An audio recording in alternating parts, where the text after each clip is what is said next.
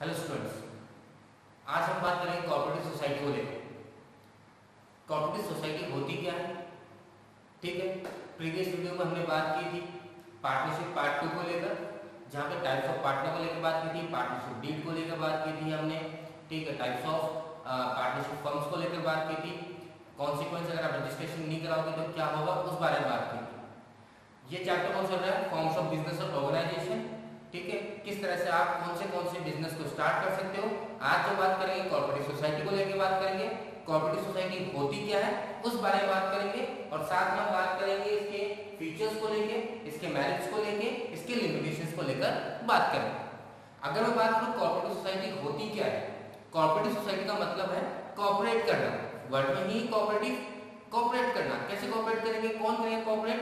Societies के members cooperate करेंगे। Society मतलब कोई गोकुलधाम सोसाइटी नहीं, जो सोसाइटी सोशली जो आसपास के लोग रह रहे हैं, सोसाइटी के अंदर जो लोग रह रहे हैं हमारे, ठीक है, जो हमारे आसपास के एरिया में, दूर दराज एरिया में, इन सब मिलकर सोसाइटी होती है।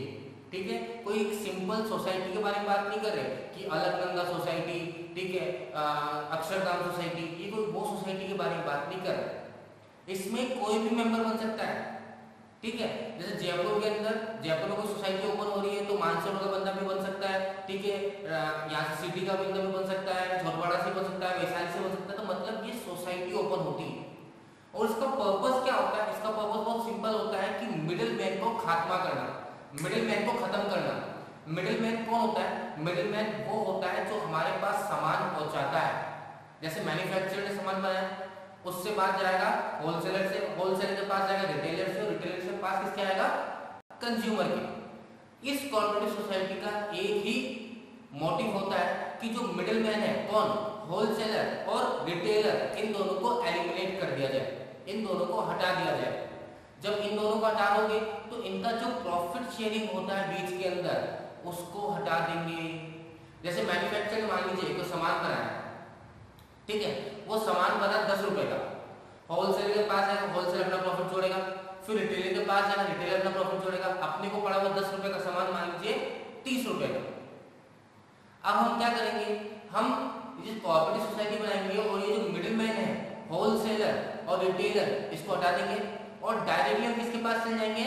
मैन्युफैक्चरर के पास। अब मैन्युफैक्चरर हमें क्यों देगा? क्यों देगा मैन्युफैक्चरर? हम मैन्युफैक्चरर से बल्क में, थोक में सामान खरीदेंगे।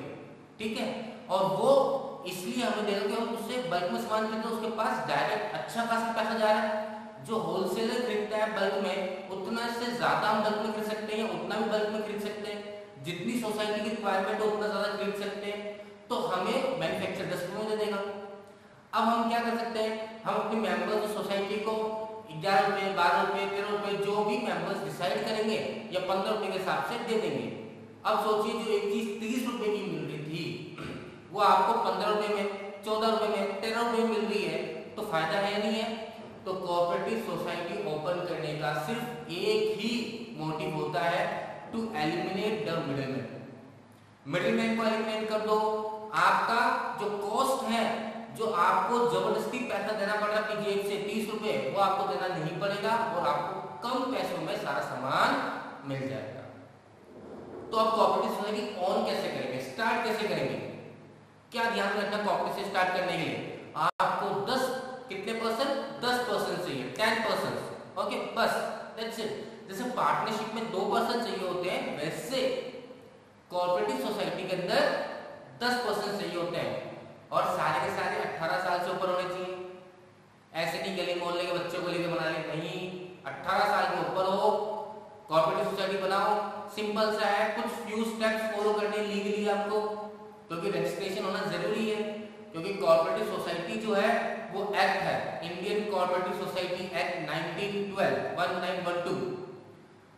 कुछ स्टेप्स फॉलो करने हैं, कुछ लीगल फॉर्मेलिटीज फॉलो करनी है, और आप कोऑपरेटिव सोसाइटी बना दोगे।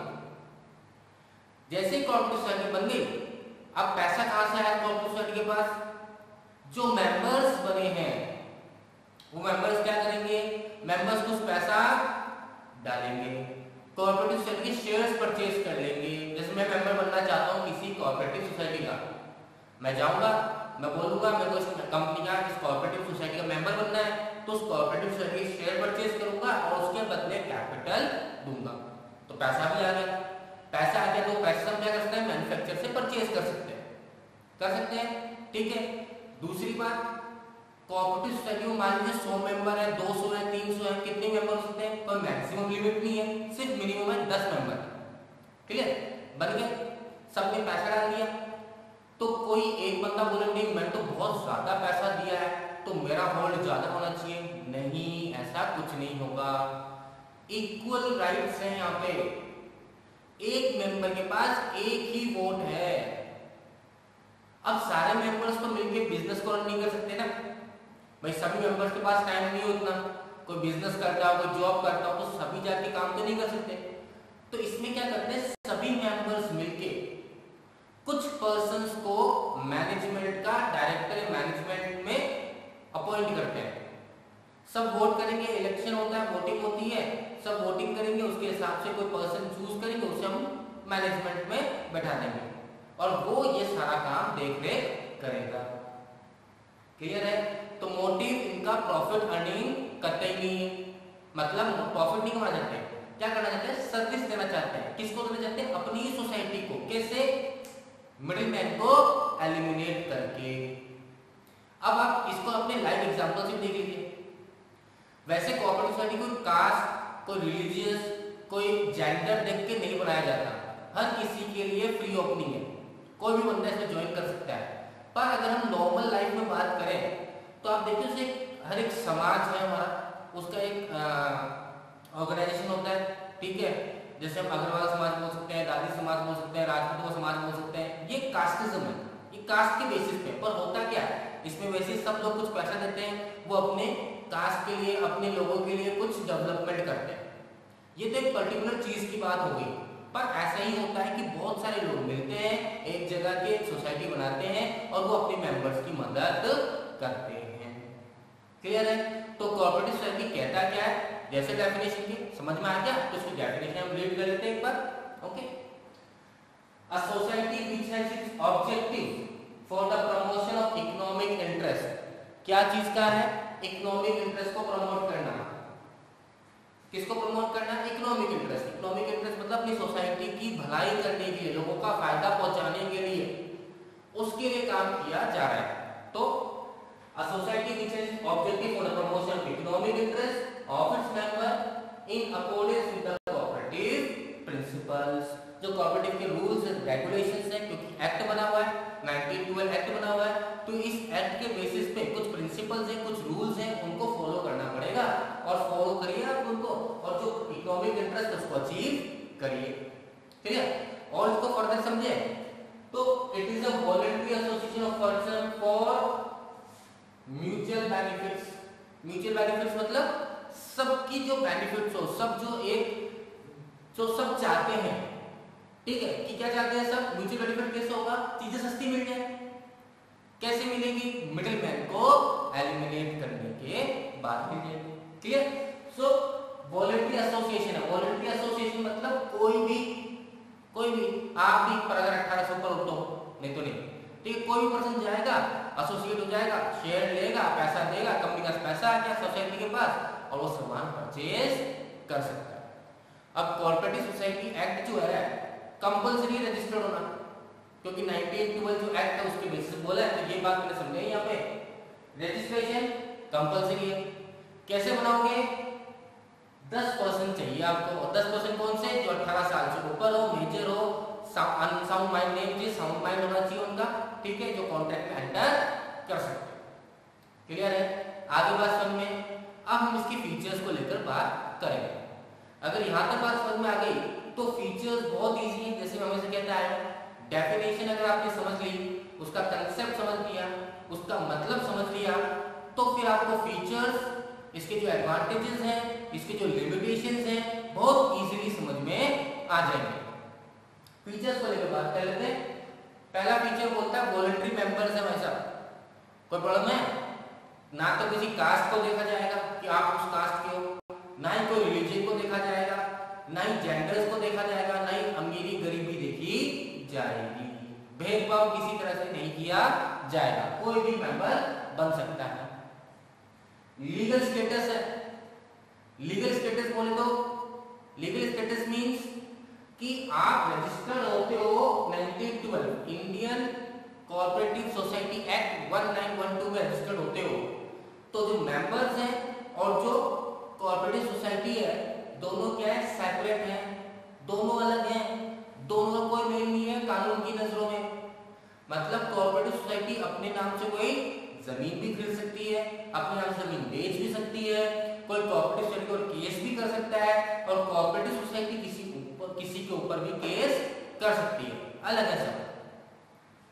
लिमिटेड लायबिलिटी बहुत इजी समझना, पढ़ा है हमने, किसमें पढ़ा है, हमने पार्टनरशिप में पढ़ा है, हमने सोल प्रोप्राइटरशिप में पढ़ा है।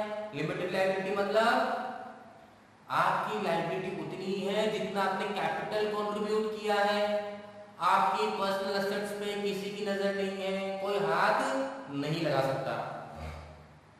डेमोक्रेटिक कंट्रोल, हमारे इंडिया में क्या है, डेमोक्रेसी है ना, डेमोक्रेसी मतलब सबकी सुनी जाएगी, सब बराबर है। तो डेमोक्रेटिक कंट्री में क्या होता है, वैसे ही यहाँ पे भी होता है, सभी मेंबर्स हैं, सभी मेंबर्स, क्योंकि सब मैं बता ही चुका हूँ, क्योंकि सब एक टाइम पे प्रेजेंट नहीं हो सकते, ठीक है ना, कोई कुछ थोड़ा टाइम दे सकता है, कोई टाइम नहीं दे सकता, सिर्फ पैसा लगा सकता है। तो अब सबको इकट्ठा करना मुश्किल है, तो सब क्या करते हैं, डिसाइड करते हैं वोट देके कि कौन मैनेजमेंट में जाएगा कौन नहीं जाएगा। तो डेमोक्रेटिक कंट्रोल होता है इसके अंदर, सबके पास एक वोट है, कोई ज्यादा पैसा दे रहा है, किसी ने ज्यादा शेयर्स परचेज किए हैं तो वो बनेगा मैनेजमेंट का हिस्सा, ऐसा नहीं है। क्लियर? सर्विस मोटिव होता है, बता ही चुका हूं, क्यों, क्योंकि किसको एलिमिनेट करना है, मिडिल मैन को, फायदा किसको पहुंचाना है, सोसाइटी को। क्लियर? नेक्स्ट, फाइनेंस, पैसा कहां से आएगा, अभी बताया कैसे आएगा, मेंबर्स देंगे, कैसे देंगे, शेयर्स परचेज करेंगे, और फिर भी अगर पैसा कम बढ़ जाए तो हम किससे लोन ले सकते हैं, बैंक से लोन ले सकते हैं। ये इसके फीचर्स। क्लियर? समझ में आ गए फीचर्स सारे, बहुत इजी है, वापस पढ़िए, देखिए, वॉलंटरी मेंबरशिप है, लीगल स्टेटस है, लिमिटेड लायबिलिटी है, कोई भी जुड़ सकता है, मेंबर्स ऑफ फर्म अलग अलग है, लायबिलिटी लिमिटेड है, आपकी पर्सनल एसेट्स पे कोई हाथ नहीं डालेगा, डेमोक्रेटिक कंट्रोल है, सब बराबर है, सबका हक बराबर है, सर्विस मोटिव है, पैसा कमाना नहीं होता, क्या करना है, लोगों की सेवा करना, किसकी सेवा करना, सोसाइटी मेंबर्स की, और फाइनेंस बता ही चुका हूं, मेंबर्स शेयर्स परचेज करेंगे मेंबर बनने के लिए कोई पर्सन, और वो पैसा किसके पास आएगा, सोसाइटी के पास आएगा। नेक्स्ट, अब बात करते हैं मेरिट्स को लेकर, एडवांटेजेस को लेकर, बहुत इजी है, समझिए।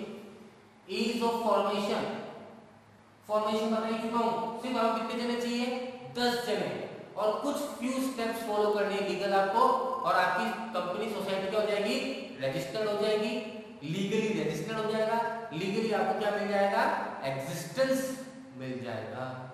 पर अगर रजिस्टर्ड नहीं हो तो फिर कोऑपरेटिव सोसाइटी नहीं है। तो that's why it's an ease of formation, ज्यादा आपको लाइसेंस लेने के लिए ज्यादा पेपर वर्क करने की रिक्वायरमेंट नहीं है। डेमोक्रेटिक कंट्रोल, डेमोक्रेटिक मैनेजमेंट, बता ही चुका हूं, equality, equality of voting, one person one members have one vote, stable existence, ये कहां से आया, यहां से आया, लीगल स्टेटस से, क्योंकि मेंबर्स और फर्म या कोऑपरेटिव सोसाइटी दोनों अलग हैं, तो किसी मेंबर के मर जाने से, बैंकरप्ट हो जाने से, परमानेंट डिसेबल हो जाने से कोऑपरेटिव सोसाइटी को कोई फर्क नहीं पड़ेगा, ठीक है। तो एग्जिस्टेंस क्या स्टेबल है, किसी के आने या जाने से कोऑपरेटिव सोसाइटी बंद नहीं होगी। लिमिटेड लायबिलिटी फीचर से आ गया वापस से, सपोर्ट फ्रॉम गवर्नमेंट, तो फाइनेंस में से एक बात और जोड़ लो, गवर्नमेंट भी सपोर्ट करती है, क्योंकि ये लोगों की मदद के लिए बना हुआ है, तो गवर्नमेंट क्या देती है, टैक्सेशन रिलीफ दे देगी आपको, ठीक है, आपको फंडिंग प्रोवाइड कर देगी, आपको सब्सिडी दे देगी, जिससे फायदा किसको पहुंचेगा, कोऑपरेटिव सोसाइटी को पहुंचेगा, बिजनेस इजीली रन किया जा सकता है। Clear? That is from merits, ये इसके एडवांटेजेस हो गए। लिमिटेशन, अब कमी क्या है, डिसएडवांटेजेस क्या है, कुछ ना कुछ तो होंगे ही ना। इतने सारे फायदे हो किसी बिजनेस में तो कुछ ना कुछ तो नुकसान की बात होगी, और वो नुकसान को अगर आप संभाल लो तो सबसे अच्छी चीज है। क्या लिमिटेशन, शॉर्टेज ऑफ फंड। भाई मेंबर एक बार बने, पैसा एक बार आ गया, सामान तो बार बार खरीदना है ना, और ये थोड़ी फिक्स कर दिया आपने कोई अमाउंट की 50,000 देने पड़ेंगे आपको मेंबर बनने के लिए। वॉलंटरी एसोसिएशन है जिसकी जितनी भावना उतना पैसा दो। तो शॉर्टेज ऑफ फंड भी एक प्रॉब्लम है। बैंक फाइनेंस आपको बार बार नहीं कर सकता, तो कहीं ना कहीं आपको क्या होता है, इसी बेसिस पे हम क्या करते हैं कि जो 10 रुपए का सामान वो 12 रुपए 13 रुपए में बेचते हैं, तो जो 3 रुपए एक्स्ट्रा है वो क्या काम आएगा, आगे वापस सामान परचेज करने के काम आएगा। इनएफिशिएंट मैनेजमेंट, सोसाइटी से लोग आए होते हैं, सब कहीं ना कहीं टाइम का कमी होता है क्योंकि सब अपना बिजनेस संभाल रहे हैं, क्योंकि एक ही तो काम नहीं करता कोऑपरेटिव सोसाइटी का, कोई अपना बिजनेस चला रहा है, कोई नौकरी कर रहा है, तो सब टाइम नहीं दे पाएंगे।